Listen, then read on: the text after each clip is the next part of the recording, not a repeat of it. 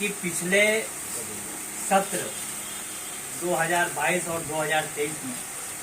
लगभग 1.5 करोड़ रुपए का राजस्व का नुकसान नगर निगम लाइसेंस विभाग द्वारा हुआ है। जाने अनजाने लापरवाही कह सकते हैं, अनियमितता कह सकते हैं। यूनियन ने, अपने रिक्शा यूनियन ने बार बार प्रशासन को मिल करके मौखिक और लिखित ज्ञापन दे करके रिक्वेस्ट करी बार बार कि जो पैडल रिक्शा है, जो ट्राली है, ठेला है, इस तरह के जो वाहन है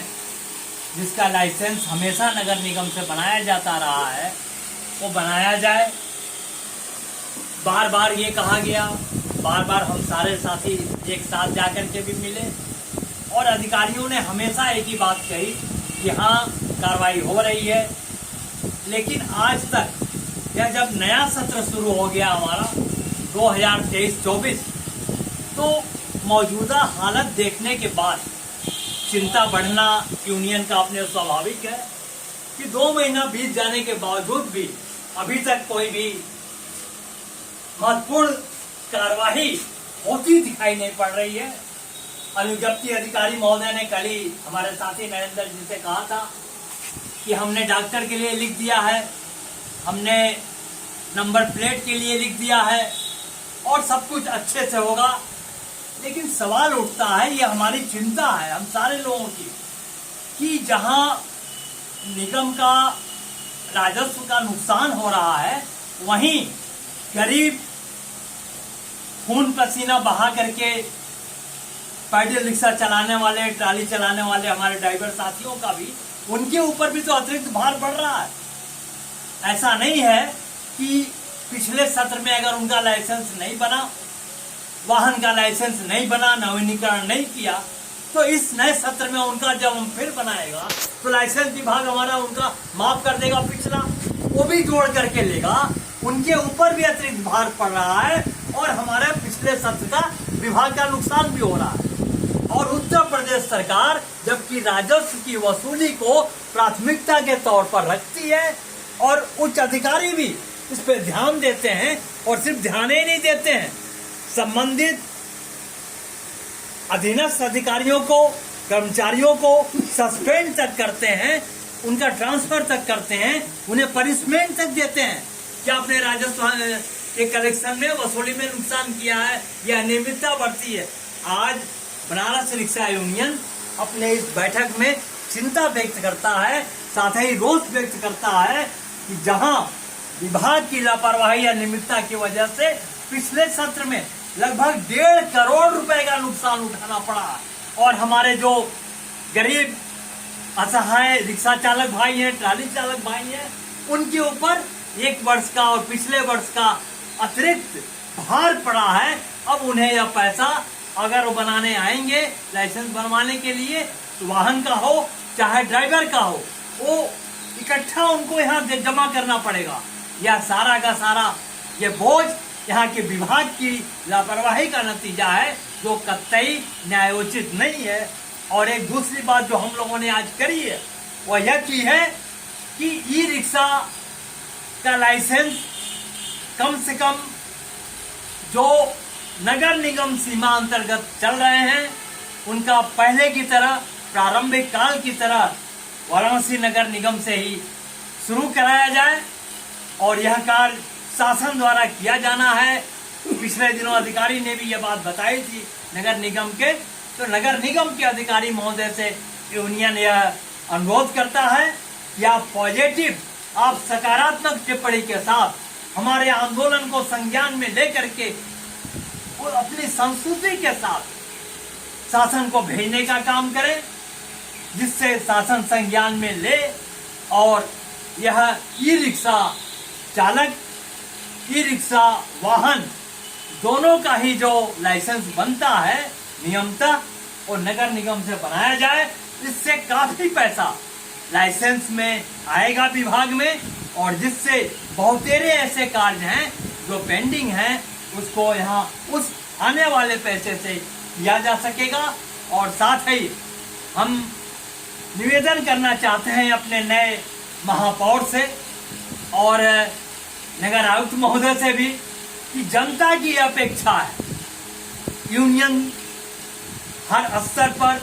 तटस्थ है, कटिबद्ध है, प्रतिबद्ध है अपने दायित्व को अपने आधिकारिक सीमा के अंदर रहते हुए उसे पूरा करने के लिए, उसे अंजाम पहुंचाने के लिए। लेकिन साथ ही जनता को भी हमसे अपेक्षा है, लाइसेंस विभाग से अपेक्षा है, नगर आयुक्त जी से अपेक्षा है, नवनिर्वाचित महापौर जी से और खास तौर से मिनी सदन से अपेक्षा है कि यातायात की सुविधा उन्हें मुहैया हो, उन्हें समय से वाहन सही स्टैंड से सही तरीके से सुलभ हो सके। Banaras rickshaw union, Banaras rickshaw वाहन महासभा और साथ ही भारतीय ई रिक्शा चालक फोरम के हम सारे पदाधिकारी सदस्य यह पुरजोर ढंग से मांग करते हैं कि स्थानीय काशीवासियों की समस्याओं को समाप्त करने के लिए हमारे जो इस सारे प्रकरण से जुड़े हुए पक्ष हैं, रिक्शा चालक भाई हैं, ट्राली चालक भाई हैं और वो सारे कर्मचारी हैं, वो हमारे पेटिशनर राइटर भाई हैं जो इन सारे कार्यों में महत्वपूर्ण भूमिका अदा करते हैं। सबके अच्छाई को देखते हुए, सबकी बेहतरी का ख्याल रखते हुए वाराणसी नगर निगम हमारे पैडल रिक्शा, ट्राली, ठेला और जो संबद्ध वाहन है जिसका लाइसेंस बनना होता है नगर निगम से, वो लाइसेंस बनाने का काम तेजी से शुरू किया जाए। और जैसे कि मांग हम लोग 1 बरस, 1.5 बरस, 2 बरस से करते आ रहे हैं, ई रिक्शा लाइसेंस फिर से यहाँ शुरू कराने की, यह बात शासन से पूरी होनी है। आज मिनी सदन में हमारे सरकार के नुमाइंदों की पूर्ण बहुमत है, डबल इंजन की सरकार वहां है, यानी बनारस को शामिल कर लें, ट्रिपल इंजन की सरकार हो गई और यह सारा कार्य होना चाहिए। ये सारी बातें आज बैठक में हम लोगों ने की हैं और तय किया है कि आने वाले दिनों में, निकट भविष्य में हम अपने महापौर महोदय से भी मिलेंगे और मिनी सदन से में जो प्रतिनिधि हमारे, उनके कम से कम 4-5 प्रतिनिधियों को हम रिक्शा यूनियन से भी जोड़ने का काम करेंगे, जिससे जरूरत पड़ने पर हमारी जन समस्याओं को, हमारी यूनियन की समस्याओं को, रिक्शा चालक, ई रिक्शा चालक भाइयों की समस्याओं को, पेटिशनर राइटर भाइयों की समस्याओं को मिनी सदन में रखा जा सके और जिसपे कारगर कार्रवाई सुनिश्चित की जा सके। इन्हीं कार्रवाइयों के बीच में जो आज के पदाधिकारी हैं, सदस्य हैं, साथी यहाँ उपस्थित हुए हैं, हम सबका दिल से आभार ज्ञापित करते हैं। साथ ही पहले भी हम लोगों ने बनारस रिक्शा यूनियन की तरफ से भारतीय जनता पार्टी के पद पर जब प्रत्याशी के रूप में हमारे महापौर जी उतरे थे और इसके अतिरिक्त 5 चिन्हित प्रतिनिधियों के पक्ष में भी हम लोगों ने प्रचार प्रसार किया था और खुशी की बात है कि हमारा प्रयास भी आंशिक रूप से जो किसी कोने में महत्वपूर्ण जरूर था वो फलीभूत हुआ और हमारे माननीय अशोक तिवारी जी आज वाराणसी नगर निगम के महापौर के रूप में हमारे बीच आए हैं और उन